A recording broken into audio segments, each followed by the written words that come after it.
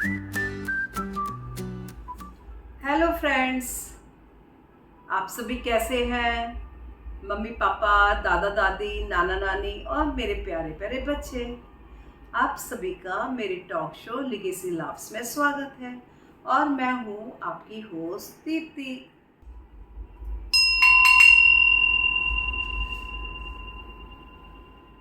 हमारी घंटी बज चुकी है। इट मीन्स एक और नए किस्से और कहानी का टाइम हो गया है मुझे सुनाने के लिए।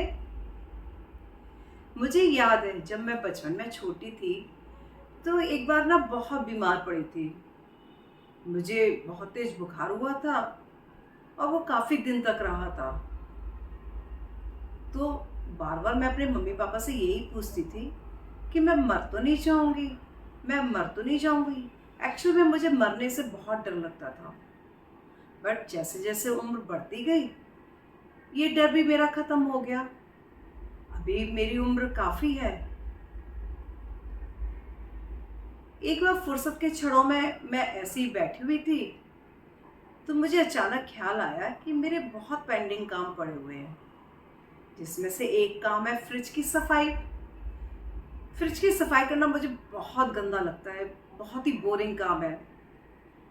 बस मुश्किल से ही लगता है कि उसकी सफाई करूं। खैर, ये सोचते सोचते अचानक मेरे मन में ख्याल आया कि अगर मैं, मान लो आज मैं मर गई और मेरे पीछे से कुछ दिनों के बाद घर के किसी भी मेंबर ने फ्रिज खोला और फ्रिज बहुत गंदा मिला, तो मेरे बारे में क्या सोचेगा कि इसको सफाई करने का टाइम भी नहीं मिला फ्रिज की, और हो सकता है वो गुस्सा भी करे मनी मन में। तो यदि आज मृत्यु की देवता यमराज मेरे पास आए और बोले, दीप्ति बेटा चलो तुम्हारा जाने का टाइम हो गया है, तुम्हें मेरे साथ चलना है, तो मुझे उनसे रिक्वेस्ट करनी पड़ेगी, भाई हे भगवान मैं तुम्हारे साथ नहीं चल सकती, अभी मेरे बहुत पेंडिंग काम पड़े हुए हैं।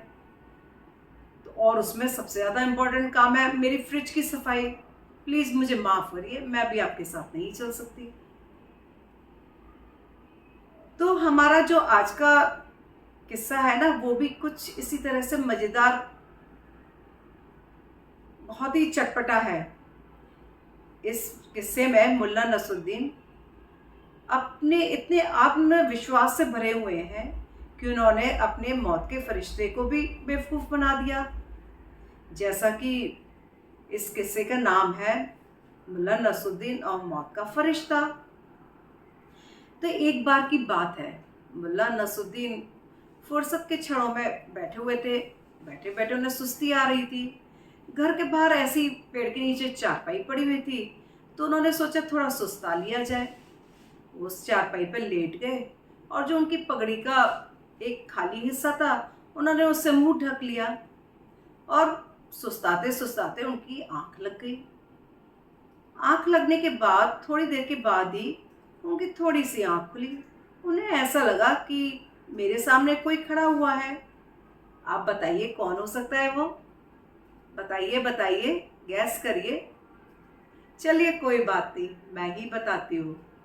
एक्चुअली में मुल्ला नसरुद्दीन ने पाया कि उनके सामने मौत का फरिश्ता खड़ा हुआ है और वो उसको देखकर बहुत डर गए और कपकपाते हुए उठे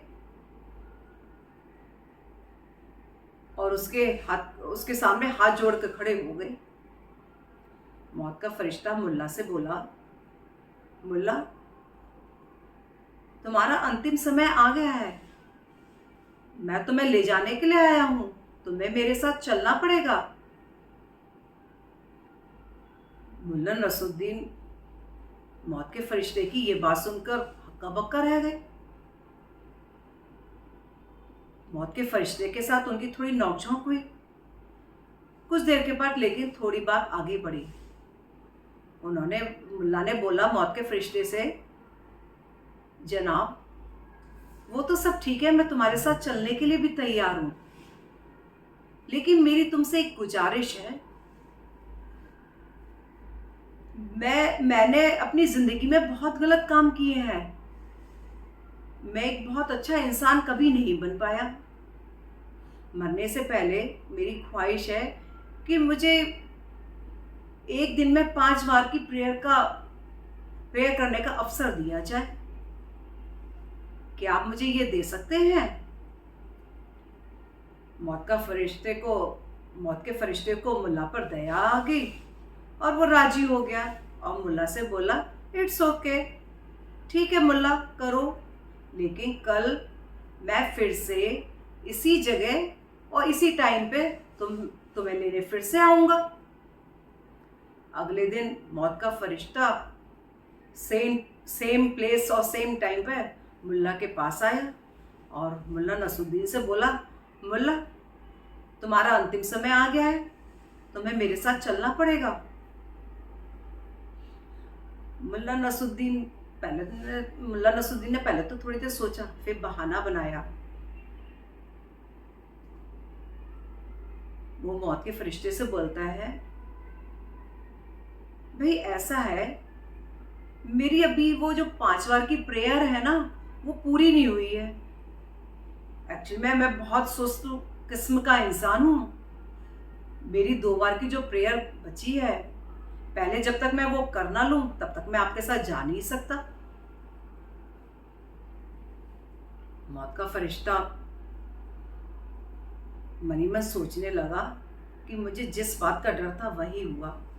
मुल्ला बहुत ही चतुर और चालाक किस्म का इंसान है, इसने लगता है फिर से बहाना बनाया है। खैर, वो फिर से मुल्ला से बोलता है, मुल्ला वो तो सब ठीक है, बट ये बताओ जो तुम्हारी बाकी बची हुई 2 प्रेयर है वो तुम कब करोगे? और हमारे नटखट चतुर मुल्ला नसरुद्दीन थे तो बहुत ही चतुर, चालाक और बहुत होशियार। उन्होंने भी मुस्कुराते हुए झट से जवाब दिया, जनाब ऐसा है, जब मुझे फ्री टाइम मिलेगा मैं तभी कर सकता हूँ वो 2 प्रेयर, अभी मेरे पास वक्त नहीं है, मैं बहुत बिजी चल रहा हूँ,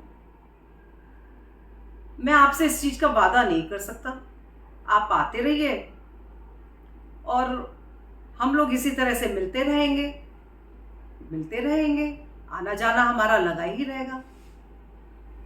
मौत का फरिश्ता भी मनी मन सोचने लगा कि मुल्ला ने मुझे फिर से बेवकूफ़ बना दिया, बड़ी ही चतुर और चतुराई से और अपनी होशियारी के साथ। और मुल्ला नसरुद्दीन भी बहुत खुश था उसे बेवकूफ़ बनाने के लिए कि मैंने कितना अच्छा काम किया है, आज मैंने मौत के फरिश्ते को